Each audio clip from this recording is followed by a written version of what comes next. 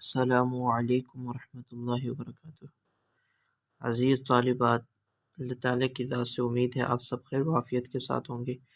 اور یقیناً آپ نے گزشتہ سبق بھی سماعت کر لیا ہوگا۔ آج ہم اپنی کتاب سنن نبی داؤد جلد اول کا 29واں سبق پڑھیں گے، اور آج ہم سبق باب فی زکوٰۃ الصائمہ کی پہلی حدیث جو موسیٰ بن اسماعیل سے امام ابو داود نے روایت کی ہے، اس حدیث کے اس ٹکڑے سے آغاز کریں گے۔ فی ما دون 25 من الابل الغنم، چونکہ طویل روایت ہے، کل کے سبق میں تفصیل زیادہ تھی، اس کو بیان کیا گیا تھا۔ آج ہم انشاءاللہ اونٹوں کے نصاب کی تفصیل پڑھیں گے، اور یہاں سے اپنے سبق کا آغاز کریں گے۔ کل کے سبق میں تفصیل کے ساتھ آپ کو زبانی زکوٰۃ الابل بیان کر دی تھی کہ اونٹوں کا نصاب کیا ہے، اس کو آپ کے سامنے بیان کیا گیا تھا۔ اب ہم حدیث مبارکہ کی طرف آتے ہیں اور اس کا ترجمہ حدیث سے دیکھتے ہیں، پڑھتے ہیں۔ جی، بسم اللہ الرحمن الرحیم۔ فیما دون 25 من الابل الغنم فی کل 5 ذود شاة فإذا بلغت 25 ففيها بنت مخاض إلى أن تبلغ 35۔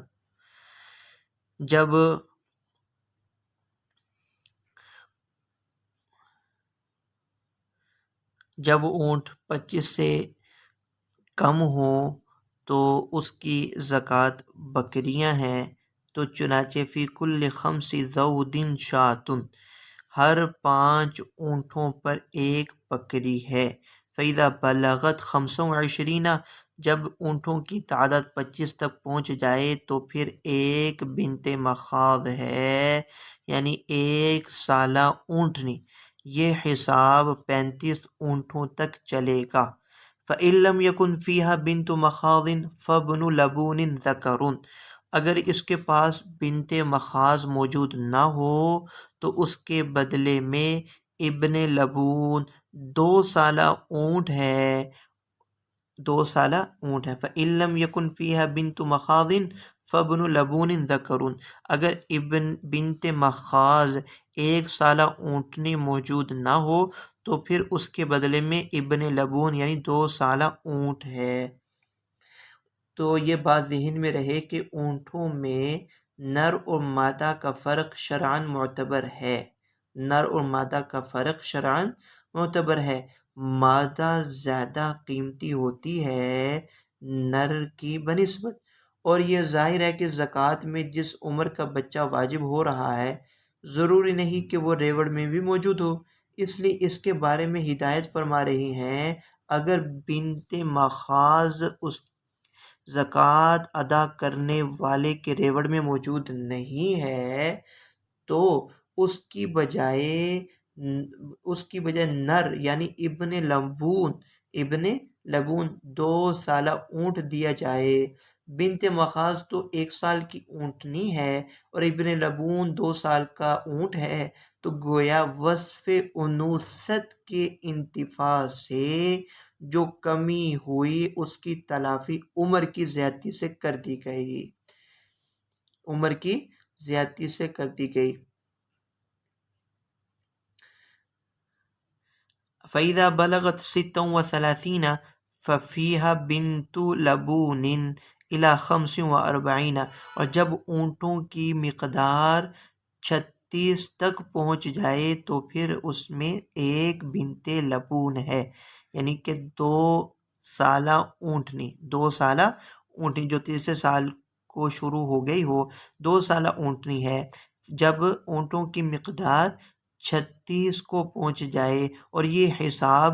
45 تک چلے گا، اور یہ حساب 45 اونٹوں تک چلے گا۔ فَإِذَا بَلَغَتْ 46 ففیہا حقۃ، اور جب 46 اونٹ ہو جائیں تو ان میں ایک حقہ یعنی 3 سالہ گابن اونٹنی، 3 سالہ گابن ہونے کے لائق اونٹنی، ففیہا حقۃ طروقۃ الفحل، طروقۃ الفحل، تو اور جب 36 یعنی 46، جب 46 اونٹ ہو جائیں تو ان میں ایک حقہ یعنی 3 سالہ اونٹنی جو گابن ہونے کے لائق ہو واجب ہوگی، الی 60، اور یہ حساب 60 تک چلے گا۔ فَإِذَا بَلَغَتْ 61، اور جب یہ اونٹوں کی تعداد 61 تک پہنچ جائے گی، فَفِيهَا جَذْعَةٌ إِلَى 75، تو پھر ان میں ایک جزع یعنی 4 سالہ اونٹنی واجب ہوگی، اور یہ حساب الی 75، 75 اونٹوں تک چلے گا۔ فَإِذَا بَلَغَ 76، اور جب یہ اونٹوں کی مقدار 76 تک ہو جائے گی، فَفِيهَا ابْنَتَا لَبُونٍ، تو پھر 2 بنت لبون واجب ہوں گے، الی 90، 90 تک۔ فَإِذَا بَلَغَتْ 91، اور جب اونٹوں کی مقدار 91 ہو جائے تو فَفِيهَا حِقَّتان طروقۃ الفحل، تو اس میں 2 حقے یعنی کہ 3 سالہ اونٹنی یا 2 جو گھابن ہونے کے لائق ہوں، الی 20 و 100، 120 اونٹ تک، 120 اونٹ تک، یعنی کہ 91 سے لے کر 120 اونٹ تک 2 حقے واجب ہیں، 2 حقے واجب ہیں، یعنی کہ 3 سالہ اونٹنی، 3 سالہ اونٹنی۔ فَإِذَا زَادَتْ عَلَى 20 و100 فَفِي كُلِّ 40 بِنْتُ لَبُونٍ وَفِي كُلِّ 50 حِقَّةٌ۔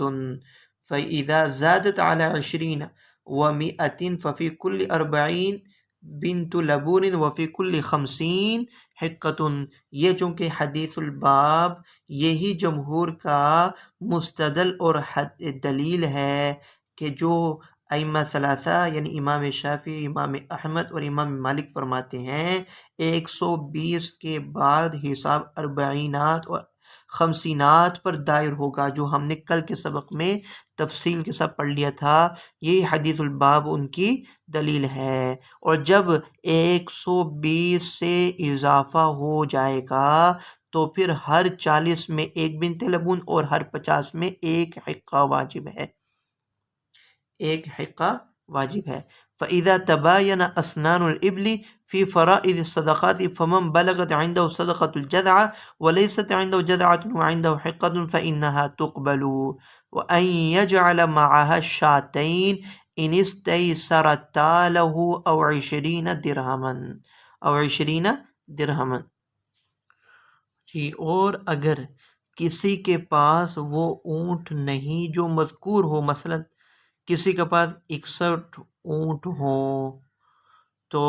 ایک جیسے کہ آپ نے ابھی پڑھا کہ 61 اونٹ ہو جائیں تو ایک جذع واجب ہوتا ہے، یعنی کہ 4 سالہ اونٹنی۔ لیکن ایک جذع نہ ہو بلکہ حقہ ہو تو وہی لے لیا جائے گا، اور اگر مالک جذع نہ ہونے کی صورت میں حقہ کے ساتھ ساتھ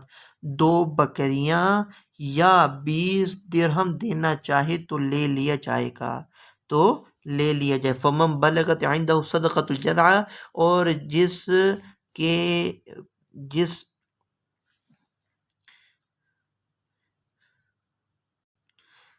جس کے پاس جزع کی زکوٰۃ پہنچتی ہو جبکہ اس کے پاس جزع یعنی 4 سالہ اونٹنی اس کے ریوڑ میں موجود ہی نہیں ہے، اور اس کے پاس تو ایک حقہ ہے، تو وہ حقہ ہی قبول کر لیا جائے گا اگر وہ اس کے ساتھ ساتھ 2 بکریاں جو میسر ہوں، یا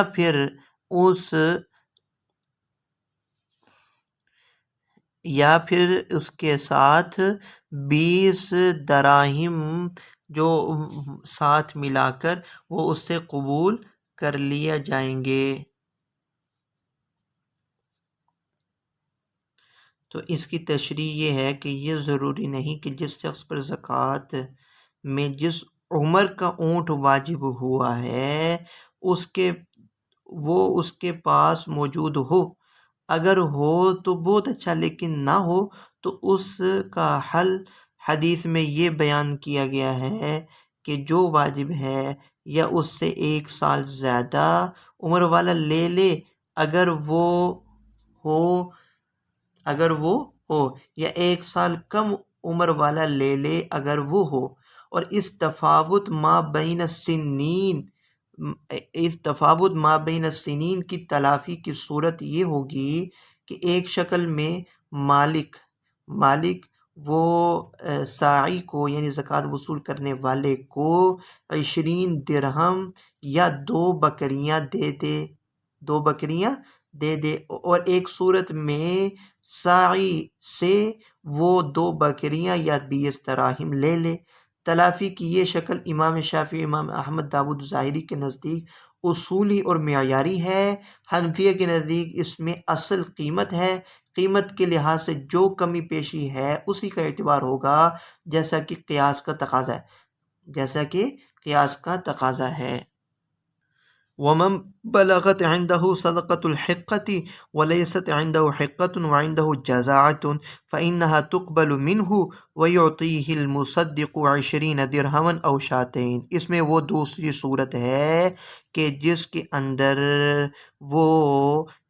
1 سال زیادہ عمر والی اونٹنی اس کے پاس موجود ہے، جبکہ اس کے ذمے جو ہے وہ حقہ واجب تھا لیکن حقہ اس کے ریوڑ میں موجود نہیں، 1 سال زیادہ والی اونٹنی جزع وہ موجود ہے تو وہی اس سے قبول کر لی جائے گی، اور اس صورت کے اندر مصدق یعنی ساعی اس زکوٰۃ دینے والے کو 20 دراہم یا 2 بکریاں دے گا۔ ومن بلغت عنده صدقة الحقة وعنده ابنة لبون فإنها تقبل منه۔ تو یہ بھی صورت قابل قبول ہے کہ جس کے ذمے حقہ واجب تھا اور اس کے پاس جبکہ ایک بنت لبون ہے تو وہ بنت لبون ہی قبول کر لیا جائے گا۔ قال ابو داود منه نهاهنا لم اثبته عن موسى كما احب ويجعل مع شاتين ان استيسرتا له او 20 درہما۔ امام ابو داود فرما رہے ہیں یہاں سے اس حدیث کو اپنے شیخ موسیٰ بن اسماعیل سے حسب منشا ضبط نہیں کر سکا، یعنی یہ بات کہ اگر صاحب مال بنت لبون کے ساتھ 2 بکریاں جو آسانی سے دے سکتا ہے وہ حقہ کی تلافی کے طور پر 2 بکریاں یا 20 درہم دے دے تو وہ بھی لے لیے جاویں گے۔ ومن بلغت عنده صدقة بنت لبون، اور جس کے ذمے بنت لبون کی زکوٰۃ واجب ہو، وليست عنده الا حقة، اور جبکہ اس کے پاس ایک حقہ ہی موجود ہے، فإنها تقبل منه۔ قال ابو داود الى هنا لم اتقنه ثم اتقنته ويعطيه المصدق 20 درہما او شاتين۔ ومن بلغت عنده صدقة ابنة لبون وليس عنده إلا ابنة مخاض فإنها تقبل منه وشاتين أو 20 درهما۔ ومن بلغت عنده صدقة ابنة مخاض وليس عنده إلا ابن لبون ذكر فإنه يقبل منه وليس معه شيء ومن لم يكن عنده إلا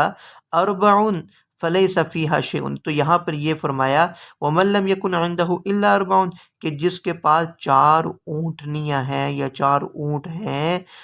اس صورت کے اندر زکوٰۃ واجب نہیں، کوئی زکوٰۃ واجب نہیں، الا ان یشاء ربها،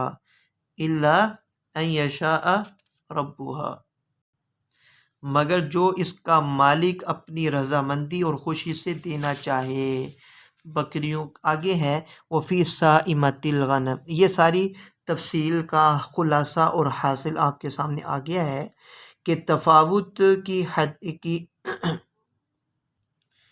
کی صورت میں جتنی شکلیں بنتی تھیں ان کو اس حدیث میں ذکر کر دیا گیا ہے۔ اور یہ بھی ہم نے پڑھ لیا ہے کہ اگر عمروں میں تفاوت ہو تو تلافی کی صورت کی ایک شکل یہ ہوگی کہ مالک ساعی کو 20 درہمن یا شاتین دے دے، اور دوسری صورت یہ ہوگی کہ ساعی سے وہ یہ لے لے۔ تو بہرحال یہ تلافی کی صورت امام شافعی، امام احمد کے نزدیک اصولی اور معیاری ہے، جبکہ حنفیہ کے نزدیک اس میں اصل قیمت ہی ہے۔ قیمت کے لحاظ سے جو کمی پیشی ہوگی اسی کا اعتبار کرتے ہوئے یا تو وصول کرے گا یا ادا کرے گا۔ دوسری تفاوت کی صورت بھی اس کے اندر ایک یہ بھی بیان کی، انوثت کے اعتبار سے، ذکورت اور انوثت کے اعتبار سے بھی جو تفاوت ہوگی تو اس میں جاننا چاہیے کہ ابل میں ذکر اور انثیٰ کا فرق شرعاً معتبر ہے۔ دونوں کی قیمت میں فرق ہوتا ہے۔ نر کی قیمت زائد ہوتی ہے، مادہ کی قیمت نر کی بنسبت زائد ہوتی ہے، مادہ کی قیمت زائد ہوتی ہے۔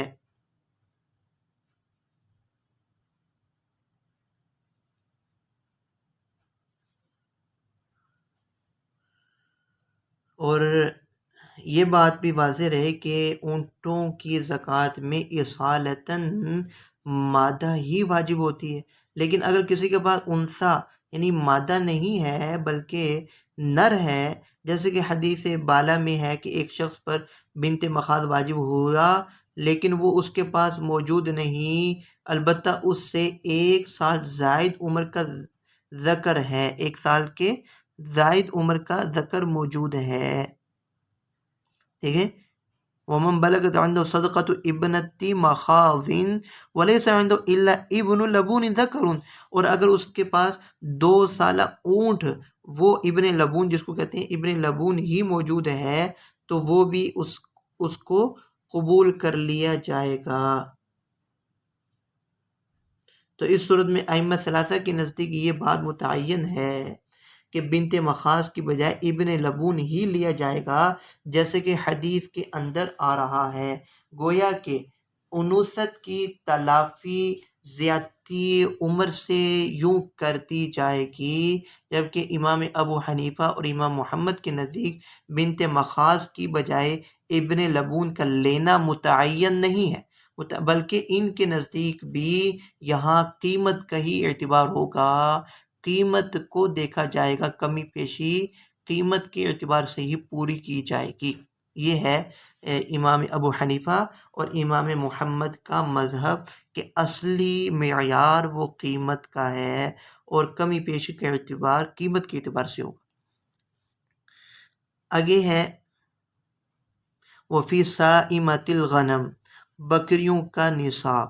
بکریوں کی زکوٰۃ کے بیان میں، اذا كانت 40 ففيها شاة الى 20 و100۔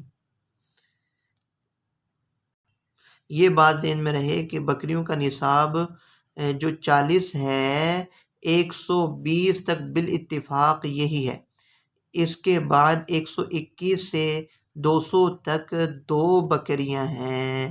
اور جب 200 سے زائد ہو جائیں تو اس میں 3 بکریاں ہیں یہاں تک کہ 300 تک پہنچ جائیں، جب 300 سے زائد ہو جائیں تو پھر ہر 100 میں 1 بکری ہے، یعنی جب 300 پر 100 زائد ہوگا یعنی 400 ہو جائیں گی، تب 3 بکریوں پر 1 اور زائد ہو جائے گی۔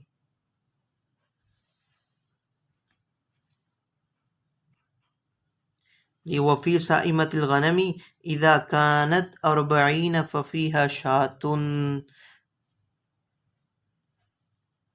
جب یہ سائمہ باہر چرنے والی بکریاں جب یہ 40 ہوں تو ان میں 1 بکری واجب ہے، ففیہا شاۃ الی 20 و100، یہ 120 تک چلے گا نصاب، فاذا زادت علی 20 و100 ففیہا شاتان الی ان تبلغ 200، اور جب 120 سے جب اس سے زیادہ میں بکریاں ہو جائیں تو 2 بکریاں ہیں 200 تک، فَإِذَا زَادَتْ عَلَى 200 فَفِيهَا 3 شِيَاطٍ إِلَىٰ أَن تَبْلُغَ 300، اور اس سے زیادہ میں یعنی کہ 201 جب ہو جائیں، 200 سے اضافہ ہو جائے تو 3 بکریاں ہیں 300 تک فَإِذَا زَادَتْ عَلَى 300 فَفِي كُلِّ 100 شَاةٍ شَاةٌ،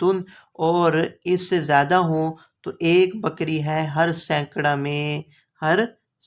میں فَفِي كُلِّ 100 شَاةٍ شَاةٌ،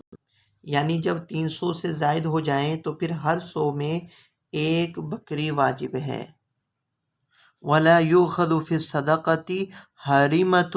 وَلَا ذَاتُ عَوَارٍ فِي الْغَنَمِ وَلَا ذَاتُ عَوَارٍ مِنَ الْغَنَمِ، فرمایا کہ زکوٰۃ میں بوڑھی اور عیب دار بکری نہیں لی جائے گی،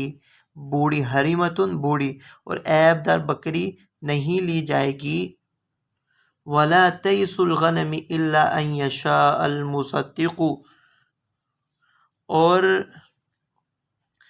نہ بکرا لیا جائے گا، اور نہ بکرا نر لیا جائے گا، الا ان یشاء المصدق، الا یہ کہ زکوٰۃ وصول کرنے والا وہ جو چاہے۔ تو بیان نصاب کے بعد یہاں سے فرما رہے ہیں کہ کس قسم کی بکری یا جانور زکوٰۃ میں لینی چاہیے۔ چنانچہ فرماتے ہیں زکوٰۃ میں حریمہ یعنی بڈھی کھوسٹ نہ لی جائے، نہ ہی عیب دار، اور عیب وہ جو عند تجار نقصان ثمن کا سبب بنتا ہو، اور نہ ہی لیا جائے بکریوں کی زکوٰۃ میں نر، یعنی کہ نر نہ لیا جائے۔ زکوٰۃ البقر میں نر لے سکتے ہیں بالاتفاق، یہاں بکریوں کی زکوٰۃ میں نر کا لینا منع ہے۔ مصدق کو دو طرح پڑھا گیا ہے، مصدق بھی اور مصدق بھی۔ اگر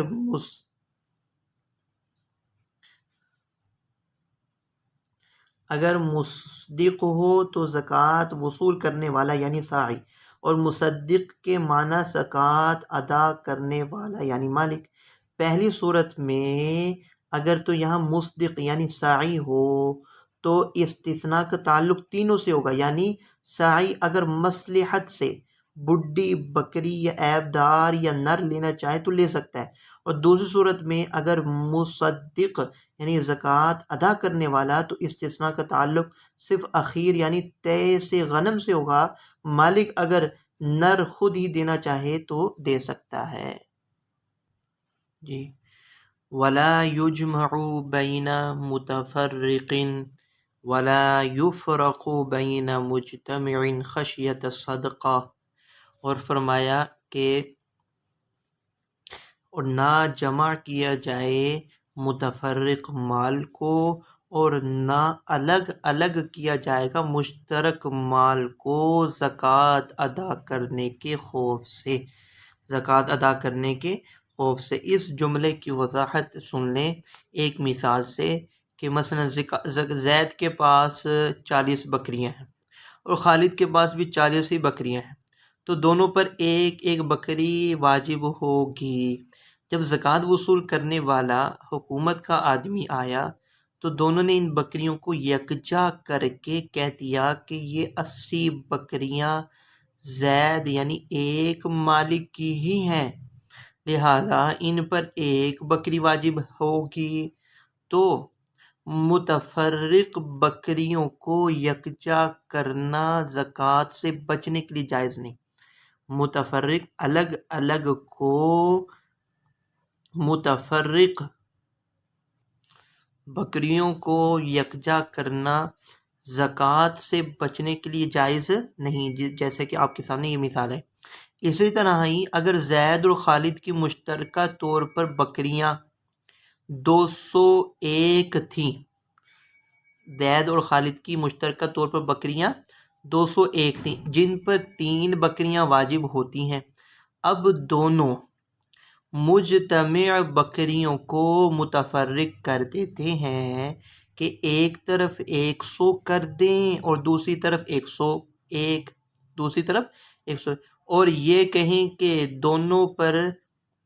یہ کہہ کر یوں دونوں پر ایک ایک بکری واجب ہوتی ہے، تو مجتمع بکریوں کو جو کہ بکریاں مشترکہ ہیں زید و خالد دونوں کی بکریاں مجتمع ہیں، ان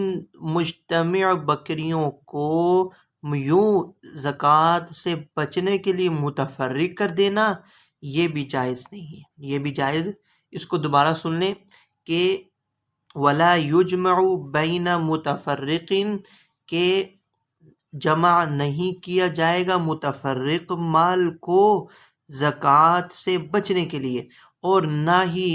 مجتمع مال کو، مشترکہ مال کو الگ الگ کیا جائے گا زکوٰۃ سے بچنے کے لیے۔ پہلے کی جو مثال ہے وہ یہ ہے کہ زید کے پاس 40 بکریاں اور خالد کے پاس بھی 40 بکریاں، تو دونوں پر ایک ایک بکری علیحدہ علیحدہ واجب ہوتی ہے۔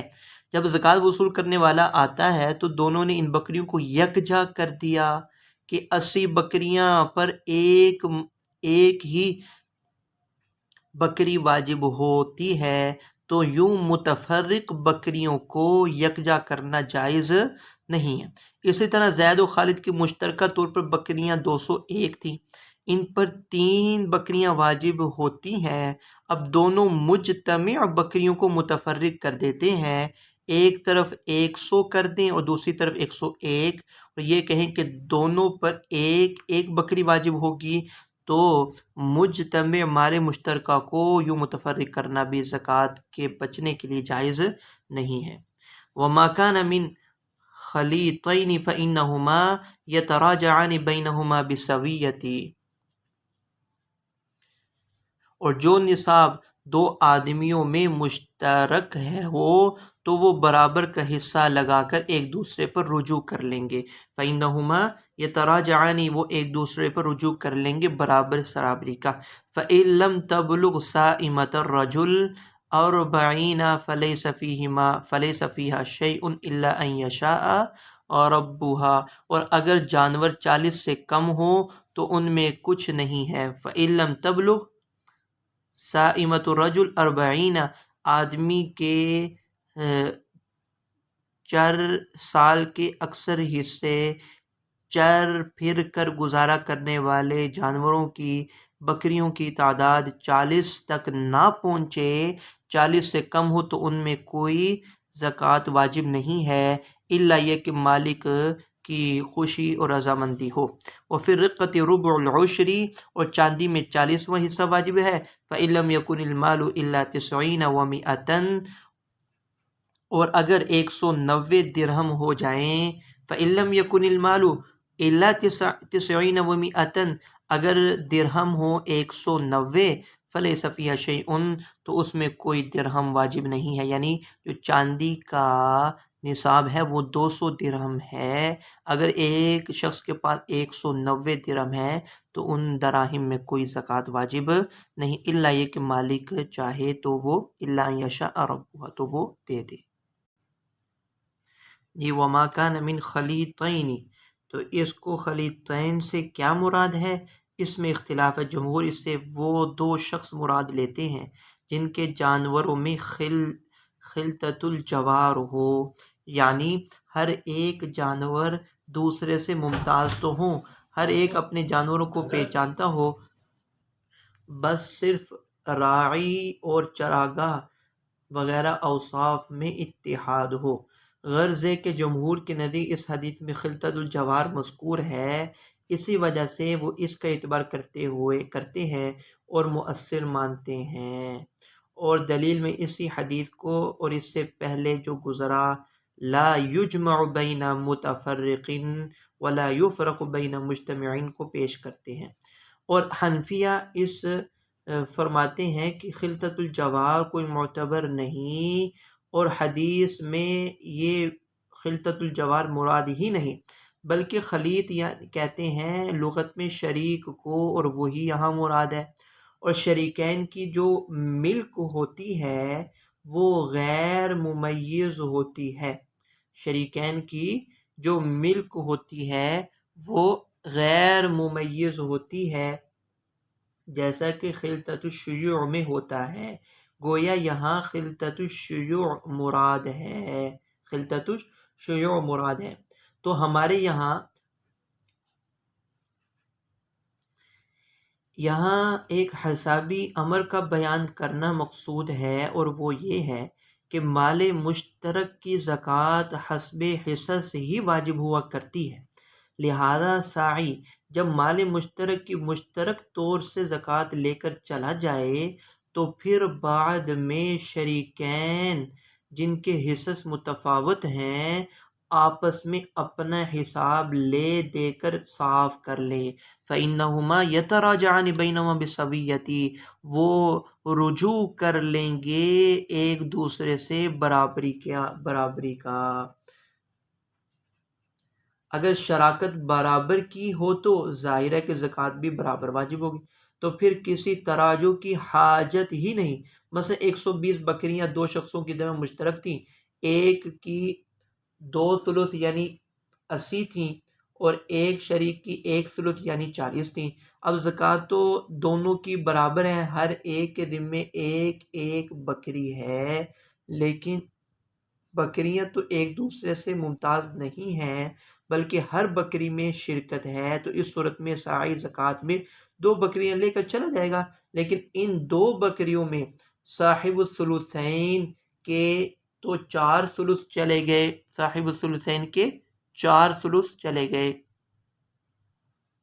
یعنی ایک بکری پوری اور دوسری بکری کا 1 ثلث، اور صاحب الثلث کے صرف 2 ثلث گئے۔ اب صاحب الثلثین کو چاہیے کہ صاحب الثلث سے 1 ثلث بکری کی قیمت وصول کر لے تاکہ دونوں کے حصے میں زکوٰۃ کی ایک ایک بکری ہو جائے۔ یہ ہے اس کا مطلب۔ یہاں تک آج ہمارا سبق مکمل ہوا۔ امید ہے آپ کو یہ تشریحات سمجھ میں آ گئی ہوں گی۔ یہ چونکہ بنیادی سبق تھا اور ابتدائی حدیث تھی، ان میں جو اصطلاحات آئی ہیں ان کی تشریح کر دی گئی ہے۔ اگلی جو روایات اس باب کے تحت آئیں گی ان میں خاطر خواہ تشریح نہیں کی جائے گی۔ اس کو آپ اچھی طرح ذہن نشین رکھیں گے۔ انشاءاللہ آپ سے انشاءاللہ کل کے سبق میں آپ سے ملاقات ہوگی۔ السلام علیکم ورحمۃ اللہ۔